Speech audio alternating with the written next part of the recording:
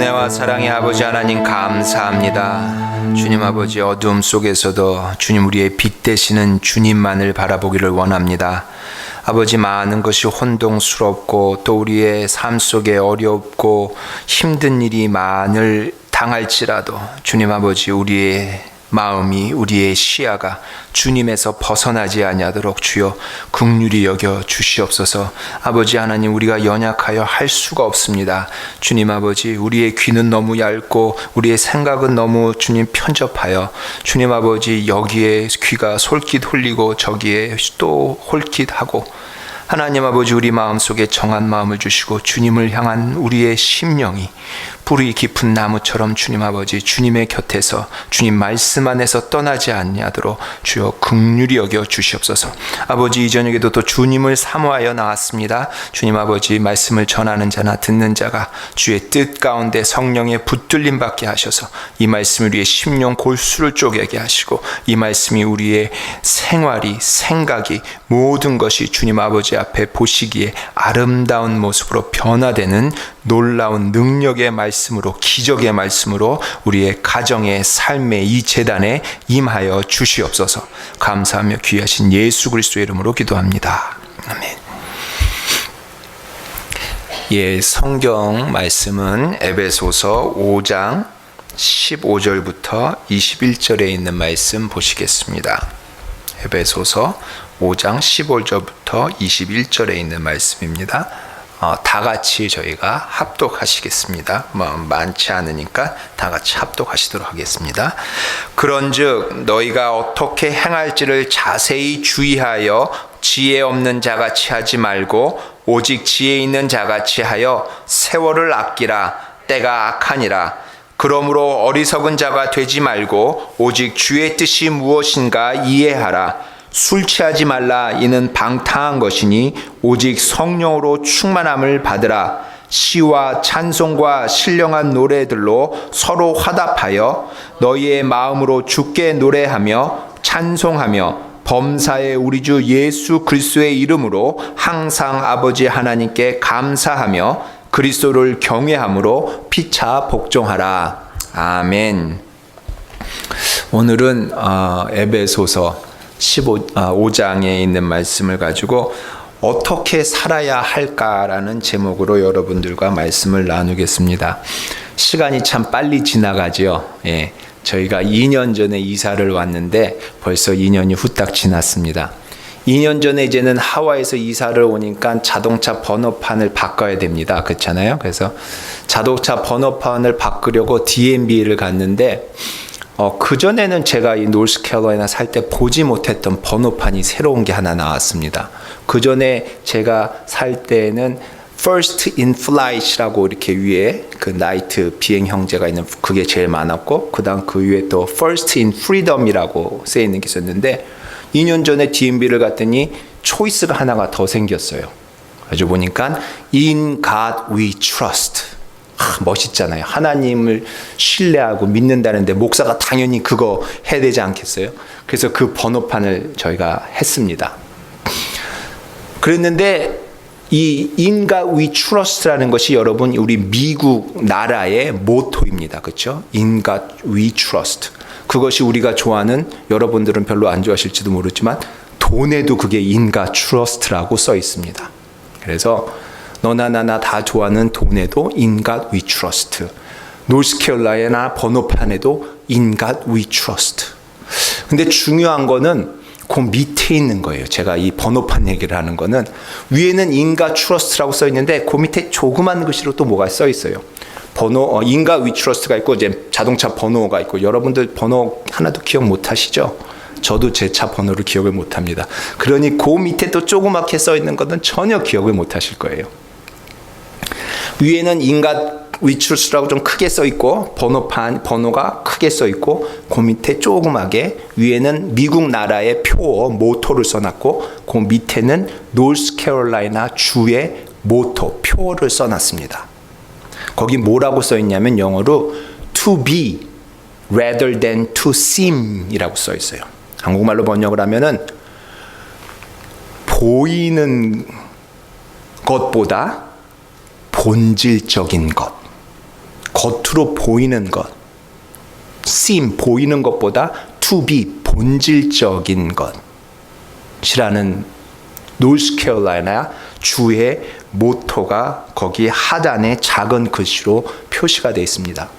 혹시 제 말을 못 믿으시겠거든, 아니면 관심이 있으시거든, 오늘 예배가 끝나신 후에 나가셔서 한번 번호판을 보세요. 여러분 번호판이 인가 위 트러스트가 아니면 다른 사람들 중에 분명히 인가 위 트러스트라고 써 있는 분이 있을 거예요. 왜냐하면 이 번호판이 2019년부터 나왔거든요. 그래서 2019년 이후에 새로운 번호판을 하셨으면 여러분이 그것을 선택할 초이스가 있으셨던 거예요. 세 가지 중 일부러 따로 돈 내서 뭐 커스텀 디자인을 하기 전에는 거기에 그렇게 to be rather than to seem 이라고 써 있다는 거예요. 그럼 이게 진짜 짧은 말인데 굉장히 의미가 깊은 말입니다. 되게 멋있는 말인데 이해하기가 참 힘들어요. 왜냐하면 그거를 한국말로 번역을 해놔도 참 뭐가 이렇게 좀 덜 와닿고, 영어로 또 읽어도 그게 참 어렵고 그런 말인데, 우리가 무엇을 하는 것보다, 보이는 것보다 우리의 존재 본질이 더 중요하다는 거예요. 근데 이 짧은 한 문장에 그 문구가 우리 그리스도인들에게도 적용되는 아주 중요한 그리고 아주 의미심장한 말씀이라고 생각을 합니다. 이 말은 외면적인 것에 집중하지 않고 신경 쓰지 말고 내면적인 본질에, 존재에 더 중심을 두라는 말과 같습니다. 참 중요한 말이죠. 우리 신앙인들이 하나님의 일을 한다고 겉에 있는 외면적으로 나타나는 것에 시간을 참 많이 뺏기기가 쉽죠. 하지만 하나님의 자녀가 된다는 것은 본질적인, 굉장히 중요한 하나님의 자녀가 되는 것은 본질적인 존재의 문제라는 것입니다. 참되고 바른 빛의 자녀의 삶을 살기 위해서, 또 성도의 올바른 삶을 살기 위해서 우리가 그러면 어떻게 살아야 잘 사는 걸까요?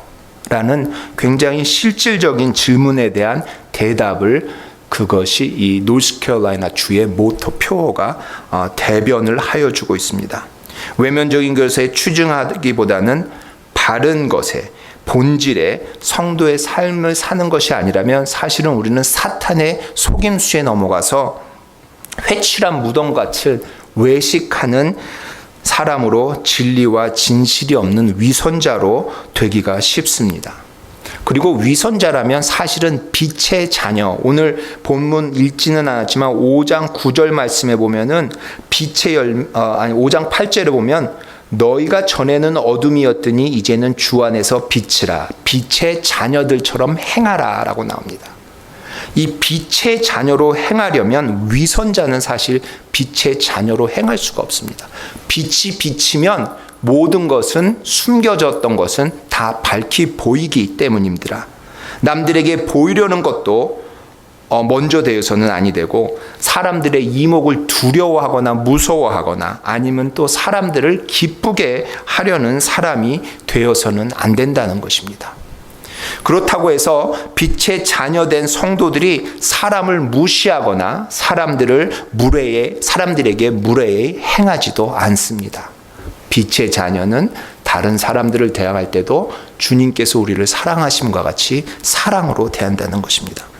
에베소서는 6장이 있는데 1장부터 3장까지는 바울이 어떤 교훈에 대한 말씀을 해주시고, 4장부터 6장은 굉장히 명령문처럼 해야 될 것과 해야 되지 말아야 될 것을 명백하게 말씀을 하여 주고 있습니다. 그래서 4장부터 6절에부터는 예수 안에 있는 새 사람으로서, 빛의 자녀로서 살아감에 실천적으로 적용을 할 수 있는 대한 말씀이 많이 있기 때문에 이 말씀을 잘못 이해하여 한쪽으로만 치우치게 되면 그리스도의 삶이 어떤 도덕적으로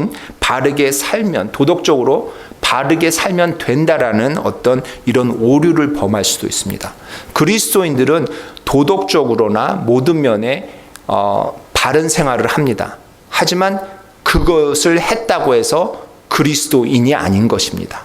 왜냐하면 사실은 절에 다니시는 분들도 굉장히 도덕적으로 잘 살고 계신 분들이 많습니다. 어떻게 보면 기독교인들보다 더 좋은 모습의 삶을 사십니다. 그렇기 때문에 이 겉에 보이는, 그렇다고 무시하는 것은 아니지만 겉에 보이는 것이 먼저 돼서는 아니 되고 우리의 본질과 존재가 먼저 돼야 된다는 것입니다. 이렇게 하라는 것과 하지 말라는 것이 분명히 많이 있기 때문에 이것을 저희가 잘 읽으실 때에, 우리 말씀을 들으실 때에, 또 말씀을 묵상하실 때에 하나님의 기록된 말씀과 성령님께서 우리에게 조명해 주시는 그 말씀의 깨달음이 있어야 이 말씀을 들을 때에 어떤 도덕적인 기준으로만 받아들이지 아니하게 되고, 이것을 했다고 나는 좋은 그리스도인이다라고 자만심에 빠지지 않고 하나님의 성령의 인도하심으로 받아 균형이 있는 신앙생활을 할 수 있다는 것입니다.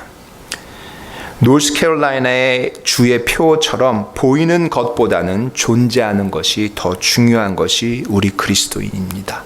그래서 오늘 15절 말씀에는 이렇게 말씀을 시작합니다. 영어 성경에는 be very careful, 아주 자세히 주의하여 보라, 이렇게 주의를 먼저 줍니다. 그렇게 하면서 오늘 말씀을 시작을 합니다. 오늘의 말씀을 통해서 우리가 성도가 어떻게 살아야 할까에 대해서 함께 살펴보도록 하겠습니다. 첫 번째, 믿는 사람들이 어떻게 살아야 하느냐? 지혜롭게 살아야 합니다. 너무나도 쉽게 15절 말씀에 나와 있습니다. 그런즉 너희가 어떻게 행할지를 자세히 주의하여 지혜 없는 자같이 하지 말고 지혜 있는 자같이 하여라고 합니다. 그러면 도대체 지혜 있는 자는 어떤 사람일까요? 지혜 있는 자는 17절 그 뒤에 보면 그러므로 어리석은 자가 되지 말고 오직 주의 뜻이 무엇인지 이해하라. 어리석은 자는 주의 뜻을 이해하지 못하는 것이 어리석은 거고, 주의 뜻을 이해하는 것은 반대로 지혜로운 사람이 되는 것입니다. 하나님의 뜻을 이해함에 있어서, 즉 지혜로운 사람이 됨에 있어서 두 가지의 아주 중요한 것이 있습니다. 먼저 하나는, 지혜로운 사람은 하나님의 음성을, 말씀을 잘 듣는 사람입니다. 그리고 두 번째는, 지혜로운 사람은 그 말씀을 잘 분별하는 사람입니다. 또 이 말씀을 잘 듣는다는 것에 또 두 가지의 형태가 또 있습니다. 말씀을 잘 듣는다고 우리가 흔히 얘기할 때 우리는 순종을 말할 수 있습니다. 이 아이는 말을 참 잘 들어. 이거는 순종을 말할 수도 있습니다. 그리고 또 하나의 말을 잘 듣는다는 것은 정말로 이야기를 잘 들어주는 사람처럼 말을 잘 들어주는 것입니다.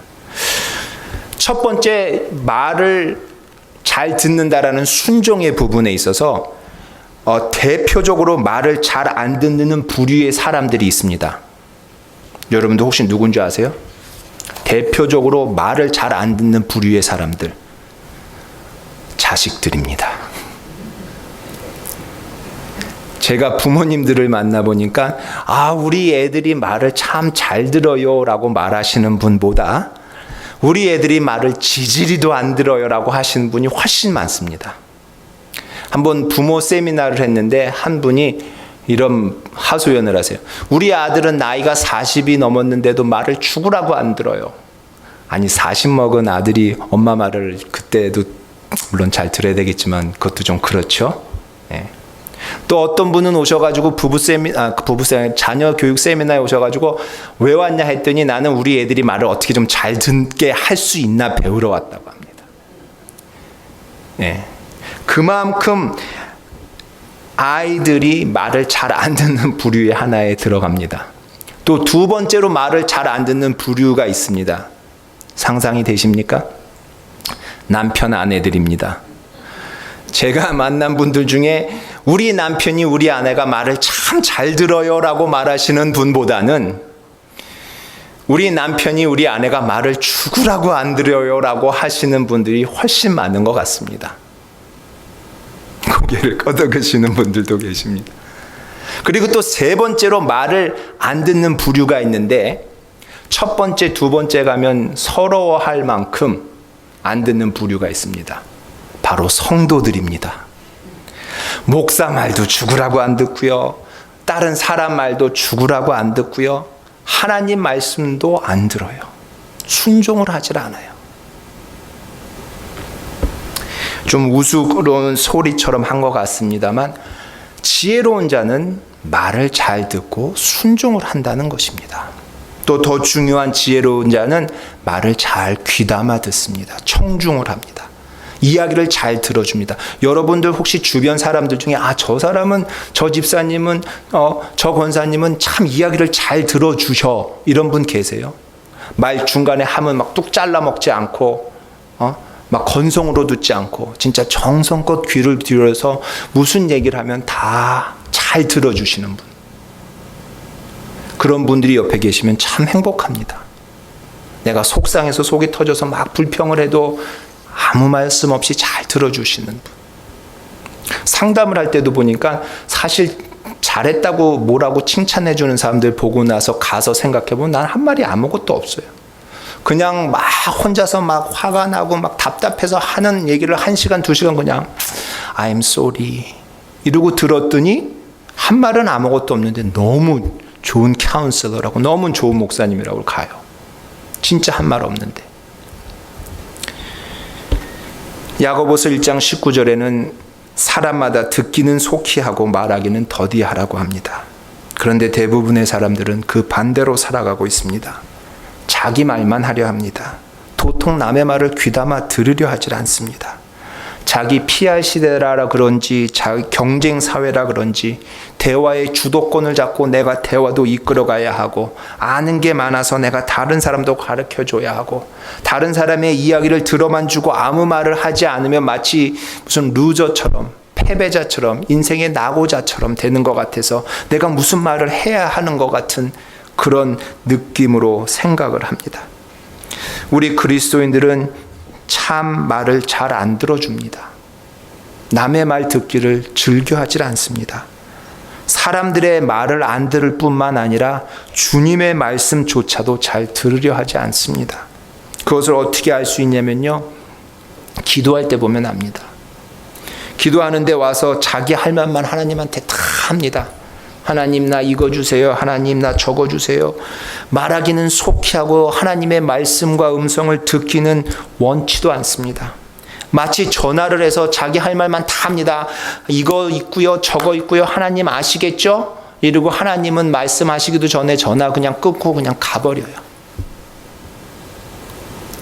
여러분들, 하나님 앞에 기도한다는 것은 우리가 하나님과의 대화라고 하잖아요. 근데 정말 대화를 하십니까? 아니면 여러분들 할 말만 딱 하십니까?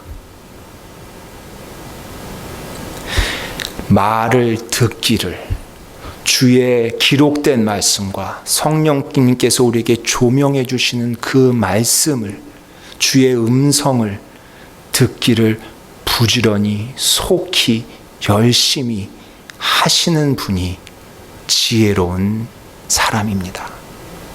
그 지혜가 있을 때에 하나님의 뜻을 이해할 수가 있습니다. 여러분들 하나님의 음성은 듣지도 않고 어찌 하나님의 뜻을 압니까? 기록된 말씀뿐만이 아닙니다. 주님께서 우리 마음속에 컨빅션으로 주시고 감동으로 주시는 성령의 말씀과 기록된 말씀, 그 음성을 들을 때에 우리가 정말 하나님의 뜻이 무엇인지 알 수 있는 지혜로운 사람으로 살 수 있다는 것입니다. 잠언서 12장 15절에 보면 미련한 자는 자기 행위를 바른 줄로 여기나 지혜로운 자는 권고를 듣느니라. 잠언 15장 32절에 보면 훈계 받기를 싫어하는 자는 자기의 영혼을 경히 여김이라. 견책을 달게 받는 자는 지식을 얻으리라. 하나님 앞에 나와서 기도하실 때에 여러분 지혜로우신 분처럼, 지혜로운 사람처럼 여러분의 말씀도 하시고 하나님의 말씀도 귀담아 들으시는 여러분들 되시길, 그래서 지혜로운 사람으로 보여지기보다는 지혜로운 사람의 존재의 본질이 회복되시는 성도님들 되시기를 주님의 이름으로 축원합니다.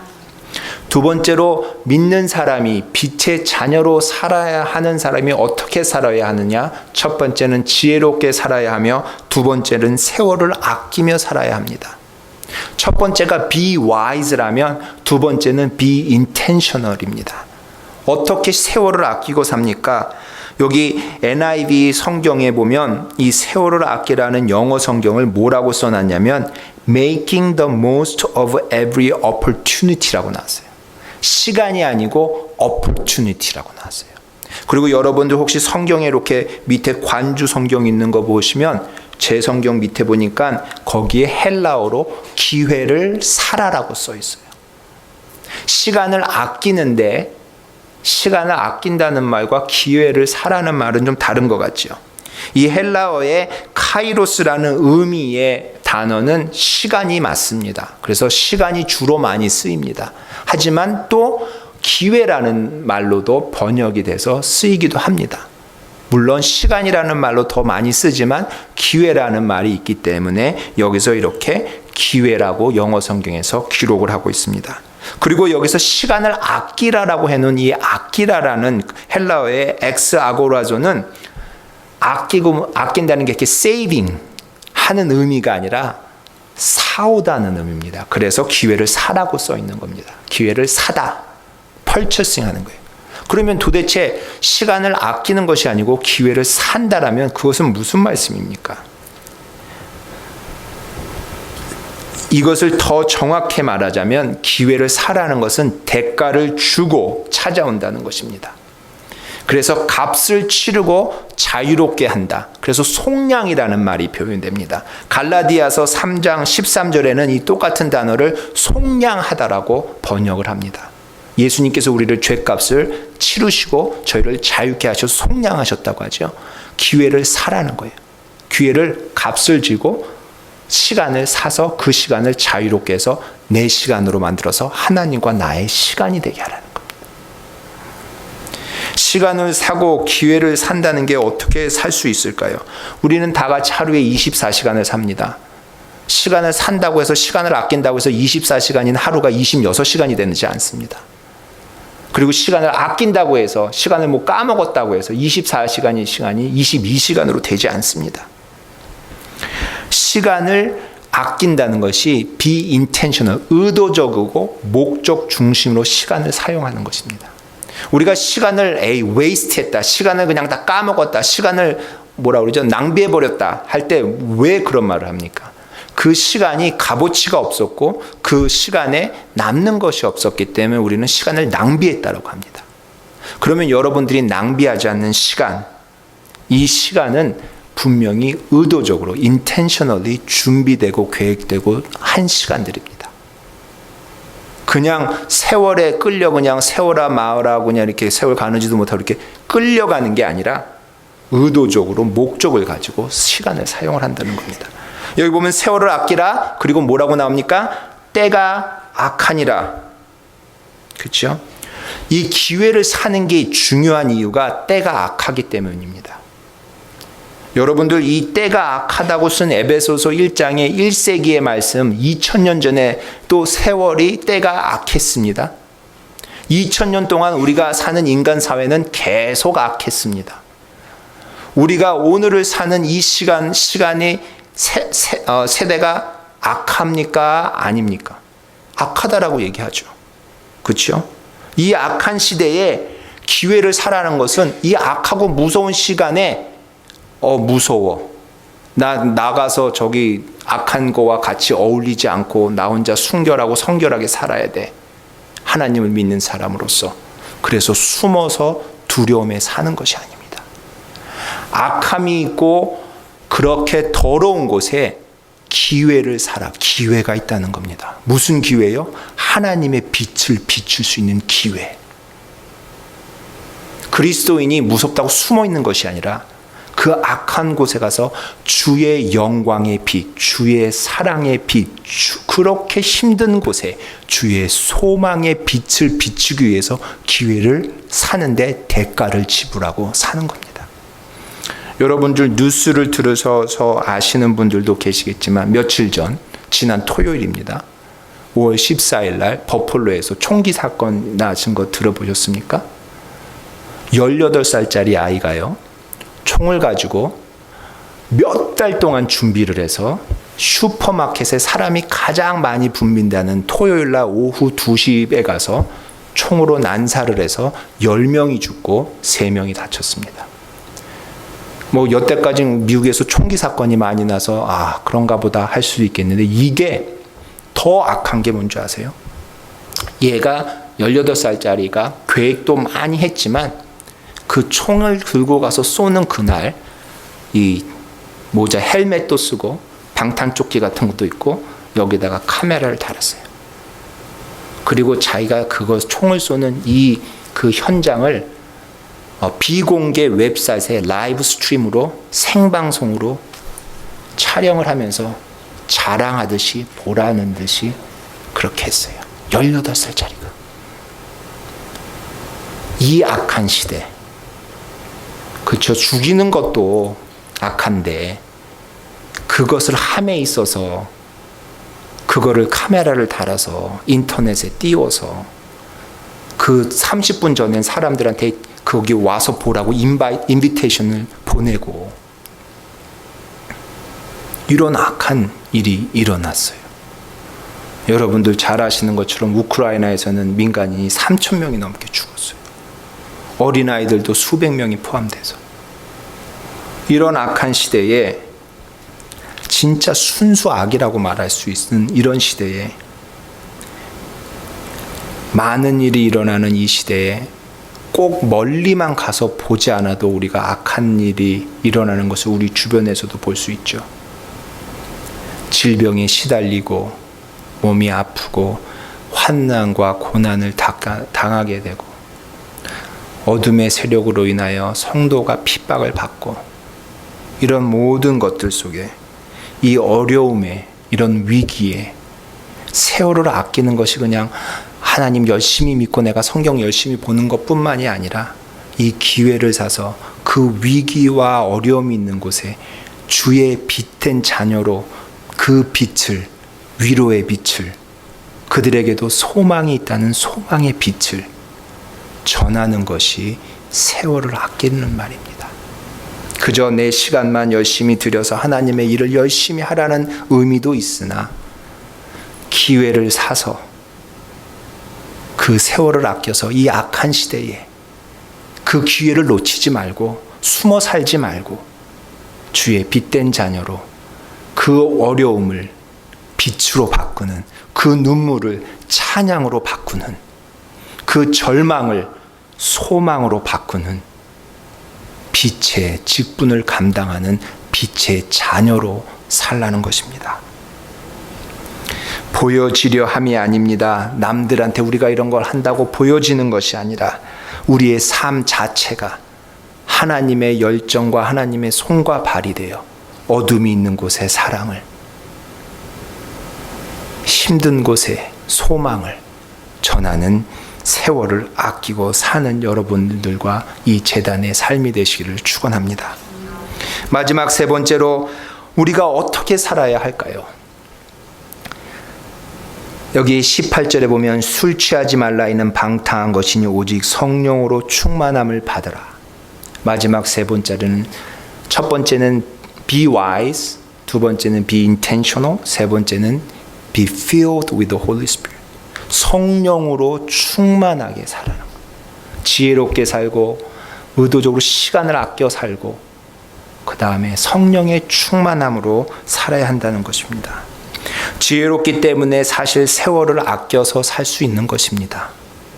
하지만 이것조차도 우리 자신의 힘으로 의지하여 우리 힘으로 지혜로워지는 것이 아닙니다. 우리가 흔히 말하죠. 지식은 배워서 얻을 수 있지만 지혜는 뭐 배운다고 이렇게 뭐 공부 많이 했다고 생기는 게 아니거든요. 위기 속에도 용기를 내어 기회를 사서 그 사랑을, 소망을 그 주변의 어려움을 겪는 분들에게 위로가 되는 것이 우리 하나님께서 우리를 이 땅에 사는 동안에 주신 의미요 부탁의 말씀인 줄로 압니다. 그리고 세 번째, 성령의 충만함으로 우리가 자아가 아닌, 내 자신이 아닌 성령의 빛이 비추듯 우리의 마음과 생각에 비추어질 때에 가능하다는 것입니다. 우리가 성령의 충만함으로 살아야 된다. 그것이 우리의 자아가 성령의 빛으로 인하여 비추어져서 우리의 마음과 생각이 성령에 붙들림 받는다는 겁니다. 오늘 14절에 보면 바로 읽은 14절에 보면 잠자는 자여 깨어서 죽은 자들 가운데서 일어나라. 그리스도께서 너에게 비추이시니라.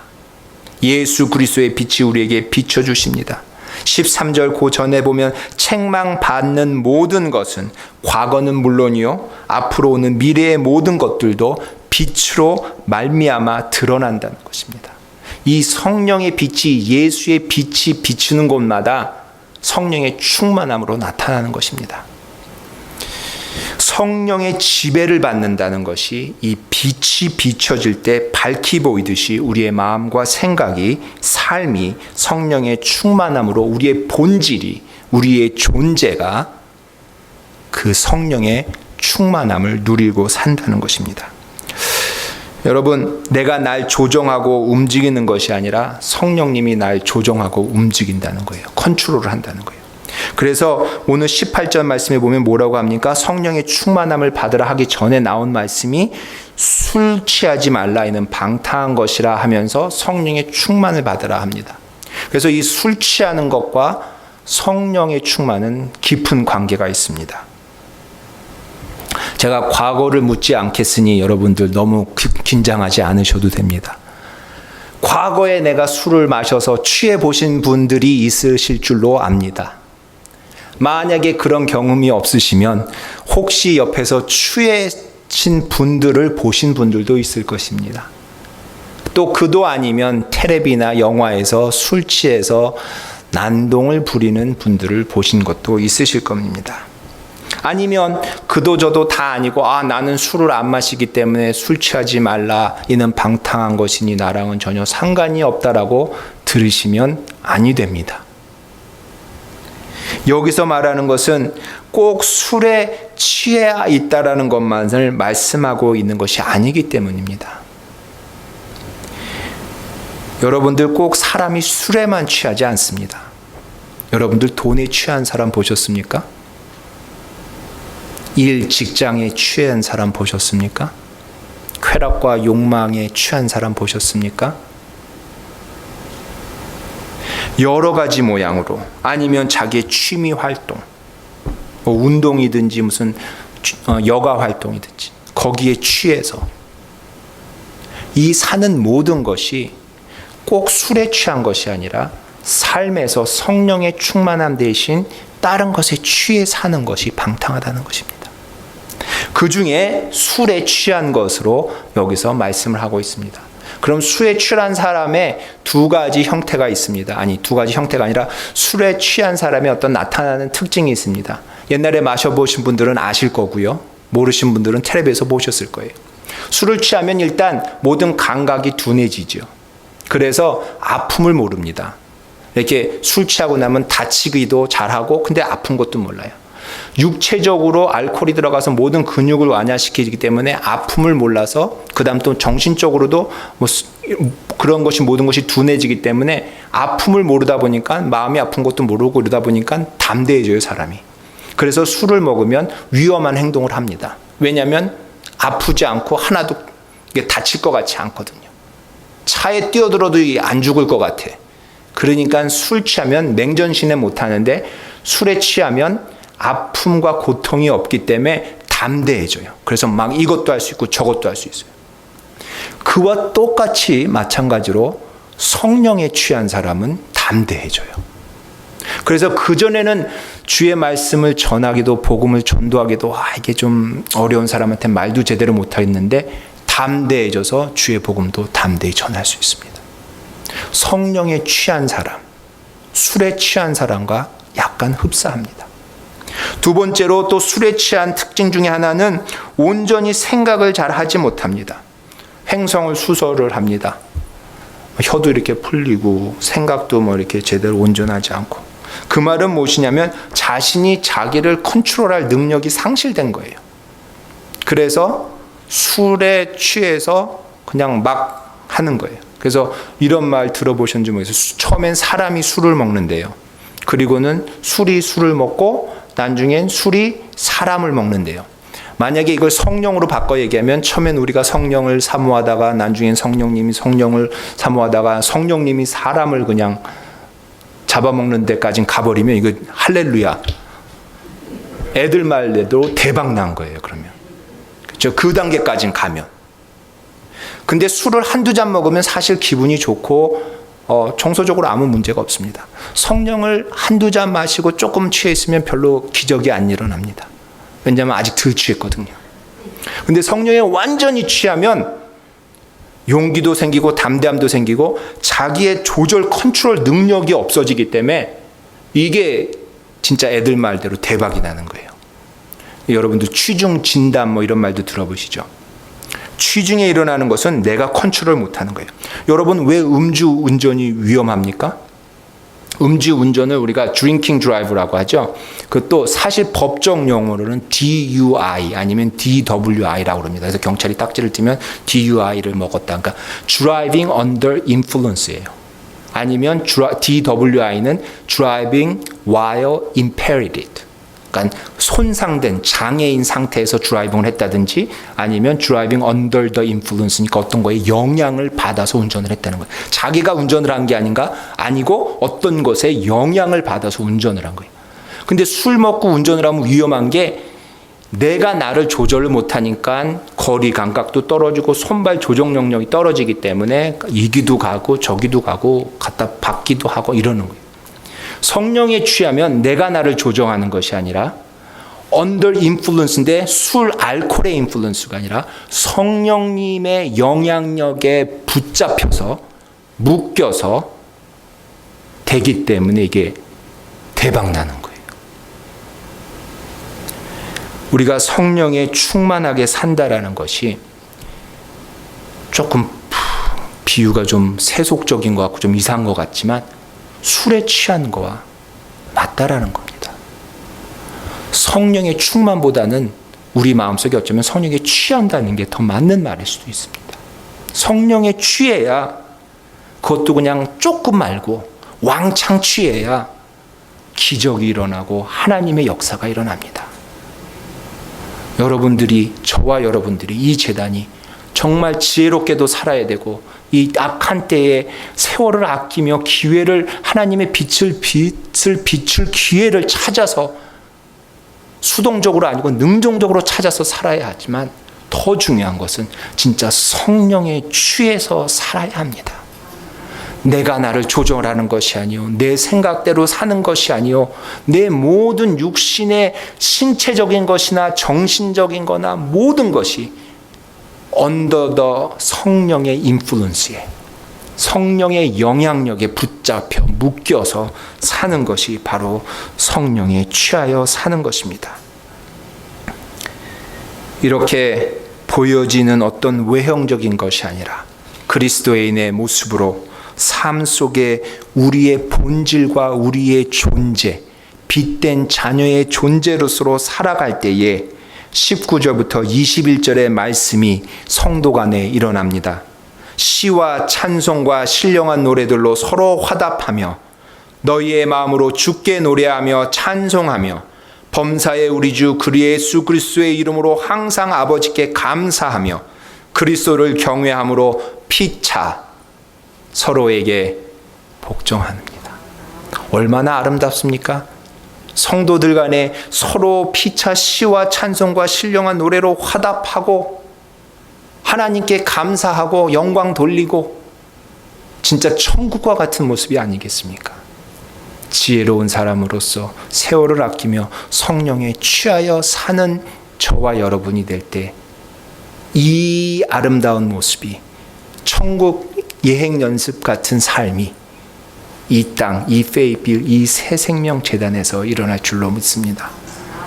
여러분들 2년 동안 교회에 많은 어려운 시간을 겪으시면서 세월을 아끼시면서 열심히 용기를 가지고 그 어려운 가운데 주님의 빛을 조금이라도 비치시려고 성냥 뿌리든 촉 뿌리든 프레시라이트든 뭐든지 가지고 여러분들이 비추며 사셨습니다. 이제 이 마지막 단계의 새로운 목사님을 청빙함에 있어서 여러분들의 생각과 여러분들이 보시기에 좋은 잘생긴 목사님이든 설교를 잘하는 목사님이든 어떤 목사님이든 그것을 모든 것을 정함에 있어 성령에 취하셔서 여러분들의 영향력은 하나도 미쳐지지 아니하고 성령님께서 온전한 영향에 붙들리어 이 제단이 앞으로도 성령에 취한 제단으로 사시는 제단과 여러분들의 사업과 여러분들의 가정과 여러분들의 자녀와 여러분들의 삶이 되시기를 주님의 이름으로 축원합니다. 기도하시겠습니다. 하나님 감사합니다. 정말 때때로 우리가 내가 잘 살고 있는 걸까? 내가 하나님 믿는다 하면서 하나님 보시기에 제대로 살고 있나? 이런 생각을 질문을 해보게 됩니다. 하나님 여러 가지 모습으로 주님께서 성경에 말씀하여 주시고 또 성령님께서 우리에게 감화감동하셔서 주의 자녀로 사는 모습들을 많이 보여주셨는데 오늘은 특별히 예배소의 말씀을 통하여 지혜로운 자로 세월을 아끼는 자로 또 성령에 취한 자로 살기를 소원하고 다짐합니다. 주님 친히 우리의 생각과 우리의 마음과 우리의 모든 근육과 모든 것을 주님의 성령의 영향력에 묶어두셔서 하나님 내가 나를 조절하고 컨트롤하는 것이 아니라 성령님의 빛에 예수 그리스도의 빛에 성령에 취하여 사는 이 제단 또 우리 심령들 가정들 주님 될 수 있도록 주여 긍휼히 여겨 주시옵소서. 감사합니다. 귀하신 예수 그리스도의 이름으로 기도합니다. 아멘.